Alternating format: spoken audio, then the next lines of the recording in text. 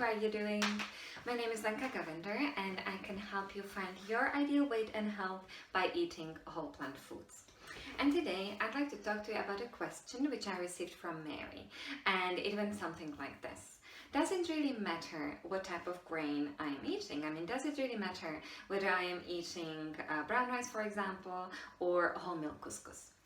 Well, it actually does, because especially when it comes to weight loss and when it comes to overall health and getting as much and as many nutrients as you can out of your food, you should be really looking at eating unprocessed whole plant foods. In other words, eating grains which actually look on your plate in the same way as they grow out on the field. And when you look at couscous, couscous is really made from a wheat berry, from a part durum, which is within wheat berry, and it has to undergo a couple of steps of processing to make it look like couscous.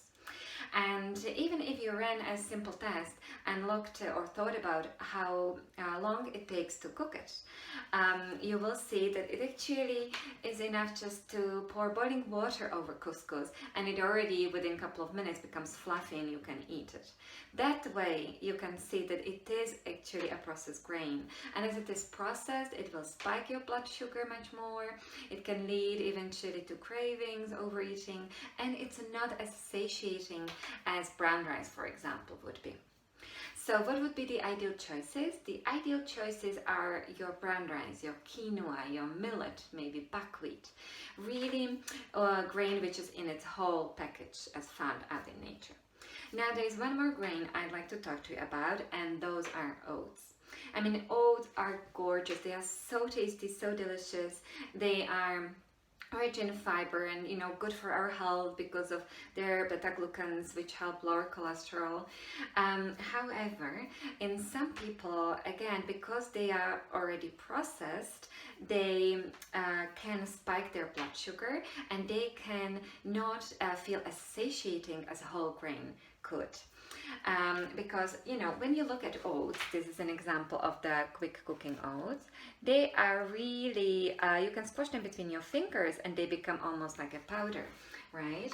And when you compare them to the grain they come from, which is oat groat, it's a proper grain. And again, if you cook it, when you cook the oat groat, it takes you on the stove quite a while. Now you can cook it in maybe 5 minutes in a pressure cooker, but when you cook quick oats, I mean, the porridge is ready in a couple of minutes, right? So again, that way you can see that they are relatively processed. So what does it mean? Should you eat them for breakfast or not? Now, if you find yourself that after having porridge you can feel a little bit shaky, you're maybe hungry 2 or 3 hours after that, perhaps it's time to switch having porridge and have instead something like this beautiful grain bowl. Okay, so what I have here is I have buckwheat, I have some fruit, banana, I have carrots, it's like a carrot cake bowl, I have few nuts, a little bit of soy yogurt and loads of cinnamon. So because this grain bowl is really based on the whole grain, which is so satiating and comforting and filling, this will keep me going for maybe 4 up to 5 hours.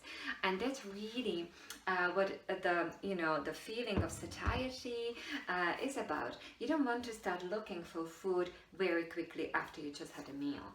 So should you totally avoid oats? Now, if you love them so much, you can maybe sprinkle them on top of your grain bowl, or you can have them as a treat.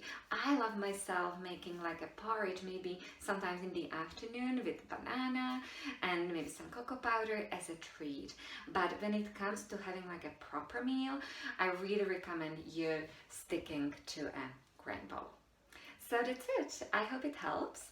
Now, if you have any questions, just please write them down into the comments below and I'll tackle it next time. So thank you so much for watching and I'll talk to you soon. Bye.